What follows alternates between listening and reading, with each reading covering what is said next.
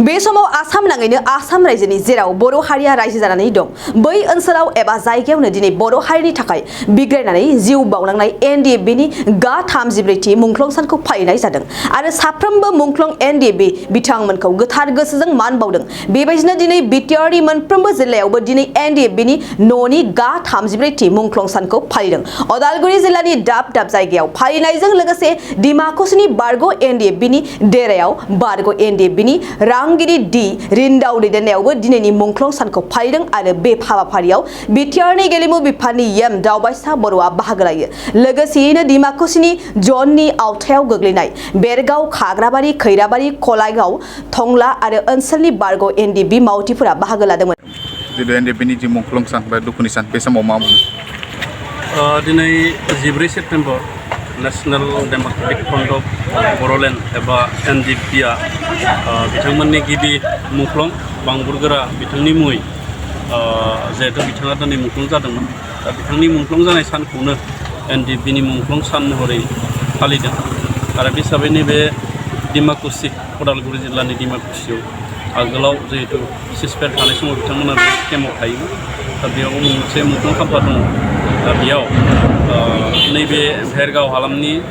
डिमाकुसि खाग्राबारि हालामनि जायखिनि एनडिएफबि दङमोन आरो मुंख्लं न'खरनि सोद्रोमाफोरखौ लाफानानै मुंख्लं खाम्फायाव बिबार बावनाय हाबाफारि लादों आरो आङो नैबे समाव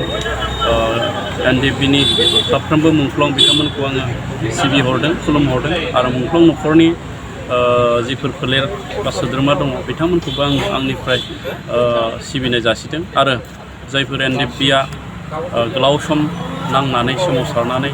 दिनैसिम थांनानै दङ आं बिथांमोनखौबो बिथांमोननि गोलाव जिउखौ आङो गोजोन जिउखौ आङो हास्थायहरदों आरो बिथांमोननि जि बावसोमनाय आं बेखौ दिनै नैबे सानाव आङो आंनि गोसो इसोरनिफ्राय आं साबायखर जासिदों। मुंख्लंफोरनि न'खरफोरनि जायफोर जालांबाय बिथांमोनखौ एसक्रिसिया होनायनि खोथामोन बेयो मा जाना दङ एसे बिटिआर सुक्ति बायदियै एनडिएफबिनि जेसेबांखिनि गद दङ बिथांमोननि मुंख्लं एक्सग्रेसिया एबा क्षतिपुरन एबा रां अनसुंथाइ होनायनि बाथ्रा बियो दायो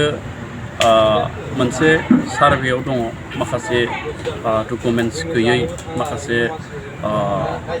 बेबायदि मुंख्लं सुबुं दङ बिथांमोनखौ सार्भे खालामनाया जोबोब्लानो मुंख्लं न'खरनो बे एक्सग्रेसिया होनाय हाबाफारि बे हाबाफारिया जागोन आरो बेखौ जोंनि एनडिएफबिनिनो आरो बारग' दैदेनगिरि लोगोसे एबसुनि बिथांमोना बे नायबिजिरनाय खामानिखौ सरकारखौ मदद होगासिनो दङ। गामि बारायनाय आरो सुसननाय बा दानख'नायनि बे सिमना बारायनायनि खोथाया माबायदि जाना दं एसे बिटिआर सुक्तिनि बियो मोनसे दफा गामि बारायनाय एबा जोंनि जि आगोलनि बिटिसिनि जि सिमा जोंहा माजबादसिमल'मोन एबा बरसरासिमल'मोन आरो बेखौ लखिमपुरसिम एबा हलंगिसिम लांनायनि जि हाबाफारि बेयो मोनसे कमिसन दानायनि गेजेरजों नायबिजिरनाय हाबाफारिया जोब्बाय आरो कमिसना अलरेडि सिमा बारायनायनि जि मेप बा तथ्य बेखौ सरकारनो नोंथाङा सरकारि साख्रि नागिरदोंना नोंथांनि थाखाय मोनसे गोजोनथाव खौरां नोंथांनि थाखाय दं एडुकेट पइन्ट जेराव नोंथाङा सोलोंथाइ लानायनि गेजेरजों सरकारि साख्रिनि गुबुन गुबुन रोखोमनि गोब्राब आनजादफोरखौ उथ्रिसारनो हागोन आरो गावनि आथिङाव गसंथानो हागोन। बे एडुकेट पइन्टआव नोंथांमोना SSC, bank PO, bank clerk, bank SO, UPSC, FSC, defence, railway, state insurance, AAO, ADO एसिस्टेन्टजों लोगोसे स्टेट लेभेल जब आरो माखासे सरकारि साख्रिनि आनजादाव गोनांथि जानाय आयदाफोराव सोलोंथाइ लानो हागोन। मख'नो गोनांदि बे सोलोंसालियाव साख्रिनिल' नङा बेयाव एमबिए आरो सैनिक स्कुल बायदियाव एडमिशननि थाखाय एन्ट्रेन्स होनो थाखायबो सोलोंथाइ लानो हागोन। बे सोलोंसालियाव गाहाम थाखो खथानि सुबिदा दं आरो सम मथे नोंथांनि सोलोंथाइखौ बे सोलोंसालियाव होनाय जागोन। बेखौबो मिथिनांगोन दि बे एडुकेट पइन्टआव सोलोंथाइ लानानै बावैसो 2021-22 इं मायथाइनि एसएससि जिडिनि आनजादाव गासै 11 सा सोलोंसाफोरा उथ्रिसारनो हादों।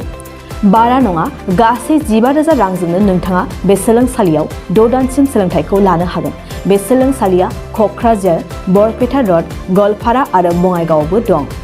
क'क्राझाराव सोलोंथाइ लानो गोसो गुदुं जानाय सुबुंफोरा 70026133133 9101 536360 70020261333